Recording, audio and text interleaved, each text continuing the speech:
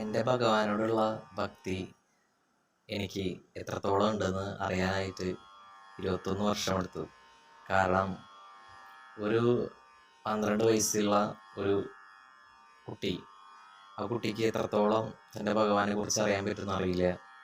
കാരണം അത്രയും സമയമെടുത്തു ഭഗവാനെ ഇത്രയും, അതായത് 33 വയസ്സ് ടൈമിലാണ് ഭഗവാനെ കുറിച്ച് കൂടുതലും അറിയാനും അടുക്കാനും സാധിച്ചത്.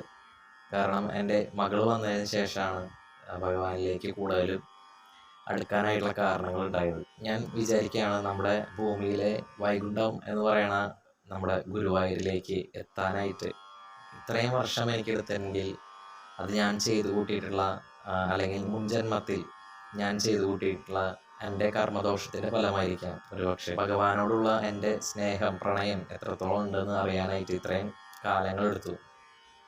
അപ്പോൾ നമ്മളൊരു കാര്യം നമ്മളിങ്ങനെ മനസ്സിലിങ്ങനെ വിചാരിക്കുമോ, ഗുരുവായൂർക്ക് എത്തണം, പക്ഷെ എത്ര ശ്രമിച്ചാലും ചിലപ്പോൾ നമുക്ക് എത്തിപ്പെടാതിരിക്കും ഒരു പക്ഷേ എത്ര ശ്രമിച്ചാലും എന്തൊക്കെയോ കുറേയൊക്കെ കടമ്പകൾ കടന്നിട്ടായിരിക്കും ഒരു പക്ഷെ നമ്മൾ ഭഗവാന്റെ അടുത്തേക്ക് എത്തണത്. അപ്പോൾ ഞാൻ മനസ്സിലാക്കുന്നത്, നമ്മുടെ കർമ്മദോഷങ്ങളും നമ്മുടെ കർമ്മഫലങ്ങളും കൊണ്ടാണ് നമുക്ക് നമ്മുടെ ഭഗവാനിലേക്ക് എത്താനായിട്ടുള്ള നമ്മുടെ പൂർണ്ണമായിട്ടുള്ള സങ്കടം മാറാനായിട്ടുള്ള ഒരു വഴി എന്ന് പറയുന്നത് ഭഗവാനിൽ തന്നെ മനസ്സുറപ്പിച്ച് വിശ്വാസത്തോടെ ഭഗവാനെ വിളിച്ചിട്ടുണ്ടെങ്കിൽ തീർച്ചയായിട്ടും ഭഗവാൻ കൂടെ തന്നെ ഉണ്ടാവും.